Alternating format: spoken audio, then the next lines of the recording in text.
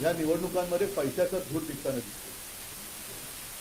आज सुद्धा सामनाचा अग्रलेख आपण वाचला असाल, त्याच्यात देखील याचा उल्लेख केलेला आहे. पैशाचं वाटप किंवा पैशाचा पाऊस किंवा अतिवृष्टी ही भयानक पद्धतीने महाराष्ट्रामध्ये सुरू आहे आणि एक प्रकारचा सत्तेचा माज, सत्तेचा दर्प या सर्व राज्यकर्त्यांच्या वक्तव्यातून आणि त्यांच्या वागणुकीतून महाराष्ट्र पाहतो आहे. त्याप्रमाणे मी एक 8-10 दिवसापूर्वी मराठवाड्यामध्ये शेतकऱ्यांमध्ये जाऊन बसलो होतो. त्यांची सुख कसली म्हणा, दुःख, त्यांच्या वेदना, व्यथा समजून घ्यायचा प्रयत्न केला आणि त्यांना मी धीर दिला. त्याप्रमाणे एकही मंत्री शेतकऱ्यांमध्ये जाऊन बसत नाहीये, नागरिकांशी बोलत नाहीये. फक्त जिथे जात आहेत तिथे पैशाच्या थैल्या उघडल्या जात आहेत आणि मतं मागितली जात आहेत. हे चित्र फार भयानक आहे.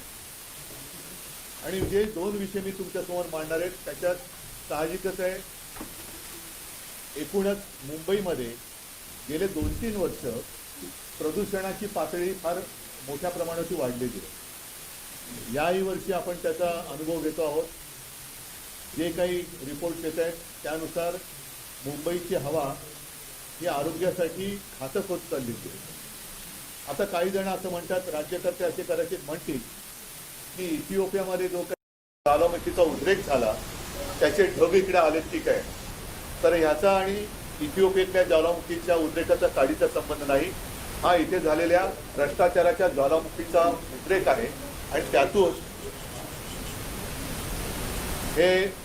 हे प्रदूषणाचे ढग, भ्रष्टाचाराच्या प्रदूषणाचे ढग हे मुंबई आणि महाराष्ट्रावरती रोरावत आहेत. मी जो विषय घेतलेला आहे तो प्रदूषणाचा आहेच.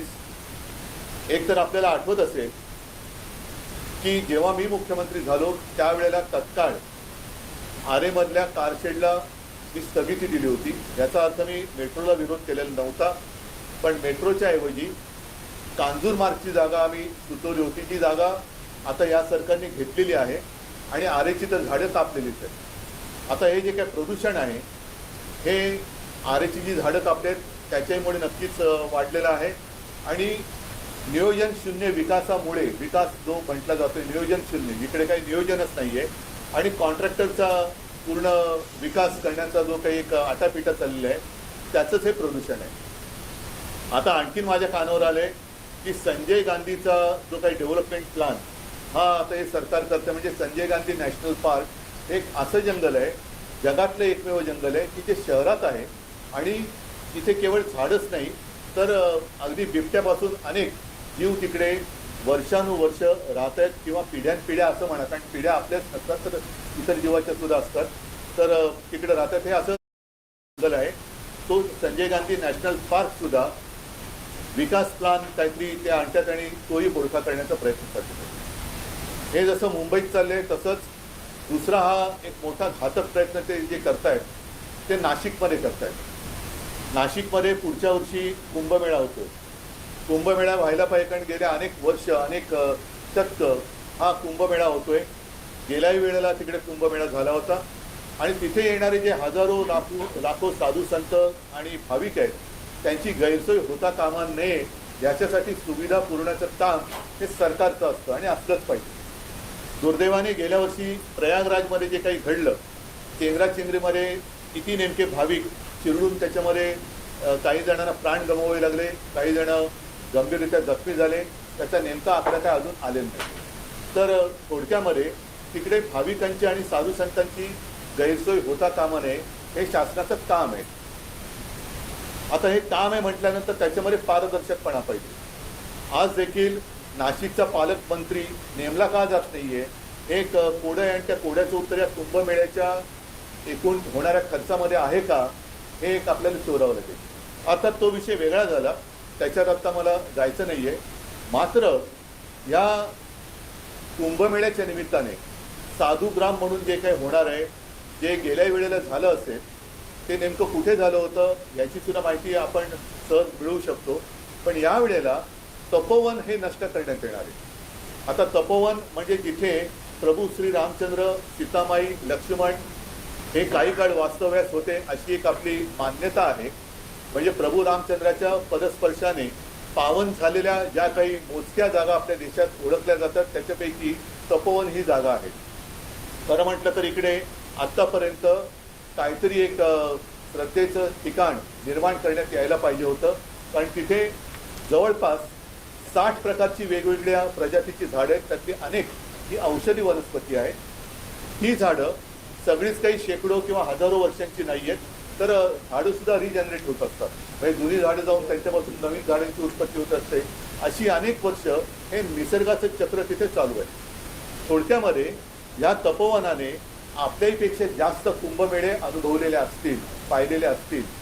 आणि मुख्य म्हणजे या तपोवनामध्ये जे काही साधुग्राम म्हणून करण्यात येणार आहे, त्या साधुग्राम करण्याला आमचा विरोध नाही आहे, पण तपोवनात करण्यात येणार आहे त्याला मात्र आक्षेप आमचा आहे. याचं कारण ही झाडं कापली जाणार आहेत. मग प्रभू रामचंद्राच्या पदस्पर्शाने पुनीत झालेली ही भूमी तुम्ही तिकडे आता साधुग्रामसाठी जी झाडं कापणार, तिकडे साधूंची व्यवस्था करणार, पण त्याच्यानंतर काय करणार हा महत्त्वाचा प्रश्न आहे. त्याच्यानंतर पुन्हा झाडं लावणार असाल तर मग गेल्या वेळेला जी जागा वापरली होती त्याच जागेमध्ये साधुग्राम का करत नाही, आणि ही झाडं तोडणार. आणि गिरीश महाजन म्हणाले 1 झाड कापलं तर 10 झाडं लावणार. तर एवढी जागा जिथे असेल मग तिकडेच जर जागा रिकामी असेल तर तिथेच साधुग्राम का नाही करत.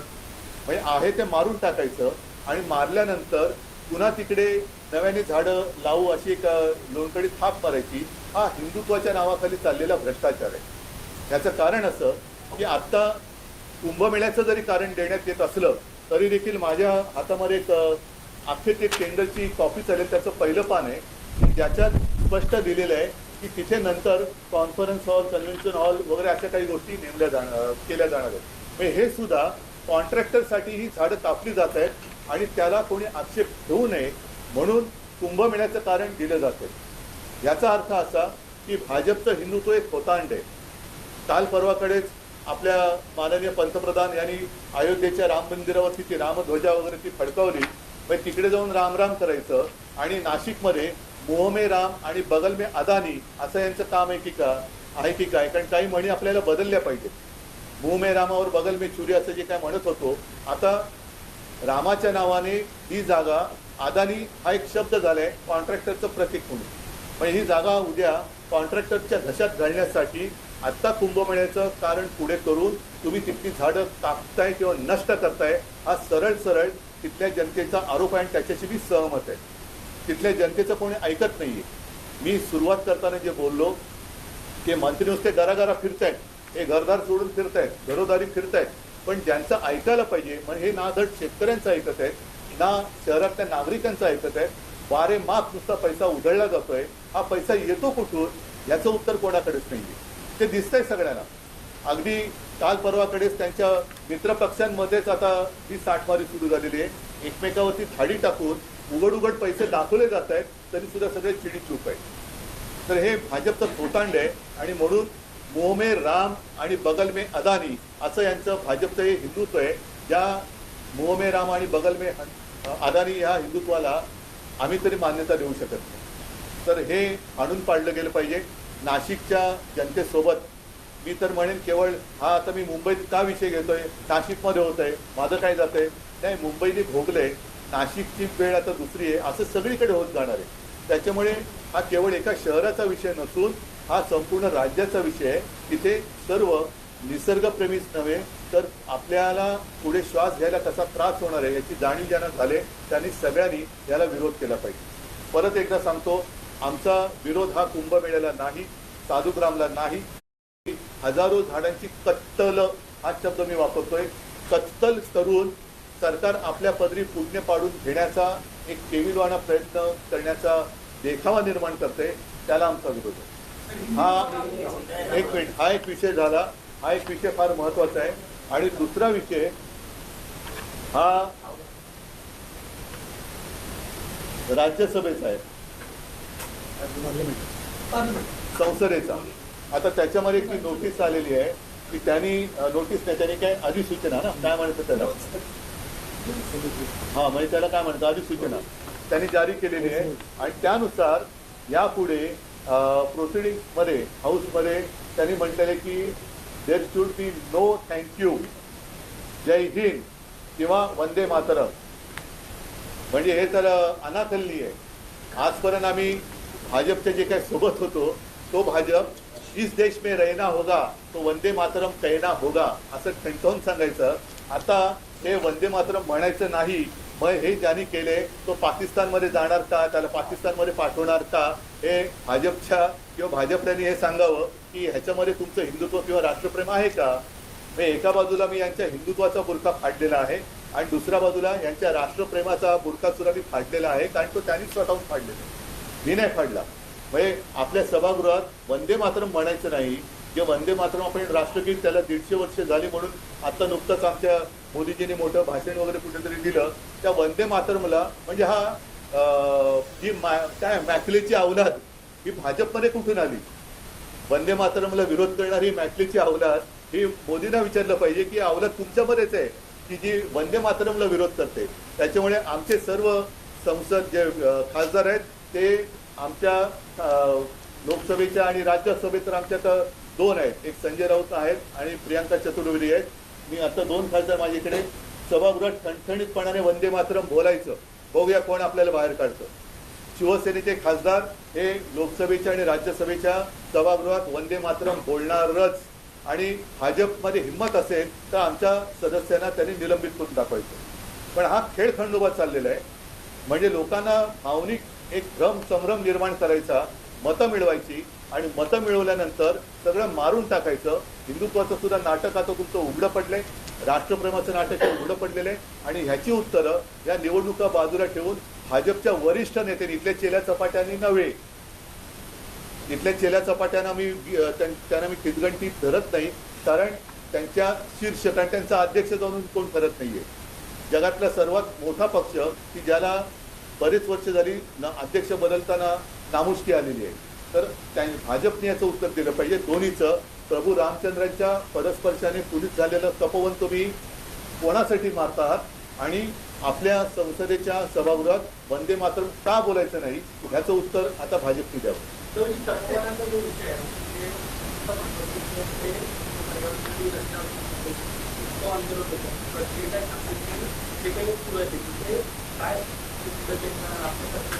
नाही, मला पहिल्याचं उत्तर पाहिजे. हे उत्तर मी एवढ्यासाठी बोलवलं की हे महाराष्ट्रातल्या कानाकोपऱ्यात कळू द्या की भाजपचा ढोंगीपणा काय आहे. नुसते पैसा फेको आणि मतं मिळवा, पैसा फेको तमाशा देखो, तसं पैसा फेको और वोट ले लो, हे जे काय त्यांचं चाललेलं आहे हा तमाशा तर खूप झाला. हे पैसे सुद्धा जनतेच्या खिशातले आहेत, पण ज्या गुरबीमध्ये हे वागतायत आणि वागतायत ते वागतायत, पण वरती हिंदुत्व आणि राष्ट्रप्रेमाचं जे काही ढोंग करतायत हे ढोंग किती काय त्याला वेगळी आहे ते ह्या 2 गोष्टीत मी दाखवलेलं आहे.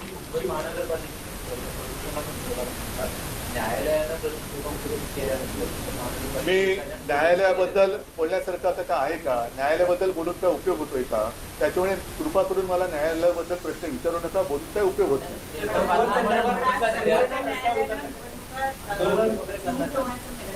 मी न्यायालयाबद्दल बोलून उपयोगच नाहीये, त्याच्यामुळे मला कृपा करून न्यायालयाबद्दल काही बोलायचंच नाही.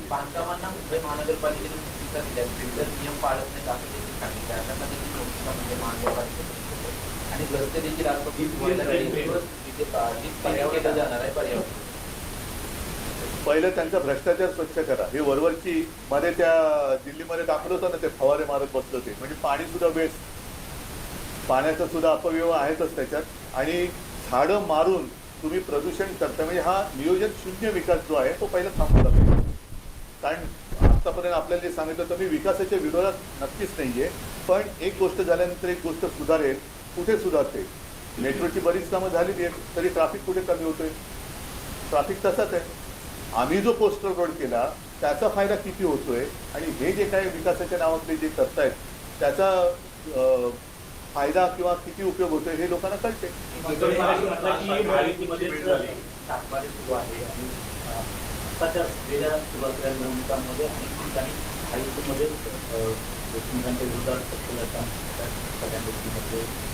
नाही, मतांची बोली लावायची बाकी ठेवली आहे लोकांनी.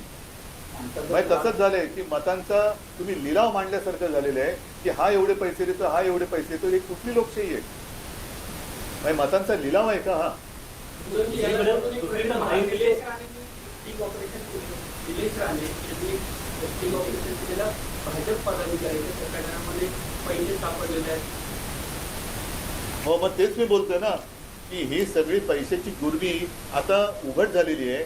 मंत्री पैशाची उघडी बॅग ठेवून घरात बसतो, त्याच्यावरती काय कारवाई होत नाही. हे सगळे भ्रष्टाचार आता एवढे झालेले आहेत की हा भ्रष्टाचाराच्या ज्वालामुखीचा उद्रेक झालेला आहे. हे प्रदूषण त्याचं आहे.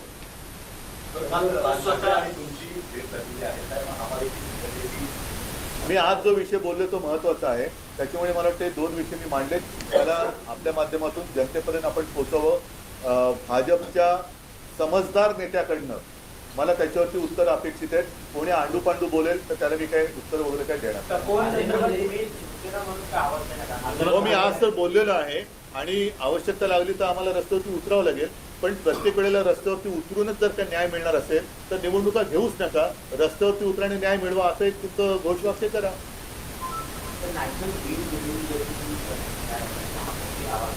अच्छा, नहीं कुछ फायदा होने वाला है क्या? आज तक नहीं उठाया गया. आरे की जो बात मैंने की कई मतलब कितनी बार हमने कोशिश की, लेकिन ये मानने के लिए तैयार नहीं. क्या चल रहा है? सिर्फ कॉन्ट्रैक्टर के लिए सब पेड़ भी काटो, सब काटो. अच्छा, तपोवन की जो मैंने बात की उसका टेंडर ही कल निकला है म्यूनसिपालिटी का. वहाँ कन्वेंशन हॉल और सारी चीज़ें बनाने वाले हैं. इसका मतलब यही है कि एक जो कहावत है मुंह में राम और बगल में छुरी, उसको थोड़ा बदली करना होगा. मुंह में राम और बगल में अदानी. अजित पवार ने अपने बयान दे रहे हैं कि मेरे पास फंड है, आप मुझे वोट दो, मैं आपको फंड दूंगा. वही तो मैं कह रहा हूँ ना, अजित पवार जो फाइनेंस मिनिस्टर है उनको उप मुख्यमंत्री में नहीं मानता, क्योंकि वो संविधानिक पद है नहीं. अर्थमंत्री कहते हैं कि मेरे पास तिजोरी है. चंद्रकांत पाटिल कहते हैं कि तिजोरी वाला मालिक तो हमारे पास है. दूसरा दाढ़ी वाला वो तो खुजाते बैठा है दाढ़ी अपनी, तो उसके हाथ में क्या है वही उसको पता नहीं चल रहा है. पैसे की इतनी मस्ती आज तक महाराष्ट्र ने कभी देखी नहीं थी. तो ये सब खेल चल रहा है और लोगों की जो व्यथा है वो समझने के लिए इनके पास समय नहीं है. प्रचार के लिए घूम रहे, हेलीकॉप्टर से घूम रहे, सब घूम रहे, वोट मांगने के लिए घूम रहे. लेकिन जिन्होंने वोट दिया है उनकी कुछ सुख तो है नहीं, दुख ही है, व्यथा है. उसके बारे में क्या है? मैं खुद जाकर आया, ये क्यों नहीं जा रहे? जैसे मैं जाकर किसानों में बैठा, इनमें से किसी की हिम्मत क्यों नहीं होती जाकर वहां बैठने की? महायुतीचे सर्व नेते प्रचारात असताना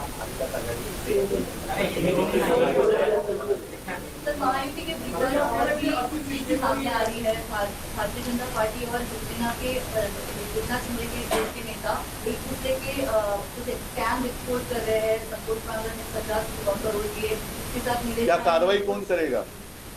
कौन है? आरोप भी वही करते हैं और खुद ही क्या जजमेंट भी वही देते हैं. फिर कोर्ट का काम क्या है? बीजेपी के प्रदेश क्या कह रहे हैं कि 2 दिसंबर तक हमें नीति कायम रखनी है, उसके बाद हम जवाब देंगे. मतलब यूज एंड थ्रो. अभी वो थ्रो करेंगे तो कितने दूर तक जाएगा पता नहीं. और अजित पवार की उपयोगिता खत्म हो गई है बीजेपी. अभी वो मैं तो अनुभव नहीं ले रहा हूँ. जिनके पास है उनको पूछो. लेकिन वो बातें बाद में. आज जो मैंने 2 मुद्दे उठाए, एक तो बीजेपी का झूठा हिंदुत्व और झूठी देशभक्ति. जैसे मैंने कहा तपोवन की बात तो मैंने कही, लेकिन जो पार्लियामेंट की अधिसूचना आई है कि अब संसद भवन में वंदे मातरम नहीं कह सकते, ये कौन सी बात है? किसका दिमाग है इसके पीछे? और एक समय तो ऐसा था कि ये बीजेपी वाले तो चिल्ला कर कहते थे कि इस देश में रहना होगा तो वंदे मातरम कहना होगा. तो मेरे सांसद तो वहां जाकर वंदे मातरम कहेंगे. अगर बीजेपी में हिम्मत है तो मेरे सांसदों को बाहर निकल कर दिखाएंगे. और अगर नहीं तो ये चीज जिसने की है वो कौन है, उसको निकालो बाहर, भेजो ना उसको. उन्हीं की प्यारी भाषा कुछ होती ना कि उनको भेजो पाकिस्तान ना. अभी फिर तो ये बीजेपी का दोहरापन है. और मराठी में तर बोलतात ना ढोंगीपणा आहे यांचं. इतका नाही ये हिंदू है ना ये देशप्रेमी है. धन्यवाद. नहीं ठीक है, चलो बात में इसके ऊपर करेंगे. ये 2 विषय महत्वपूर्ण हैं और फिर से एक बार सब लोगों को मैं धन्यवाद देता हूँ.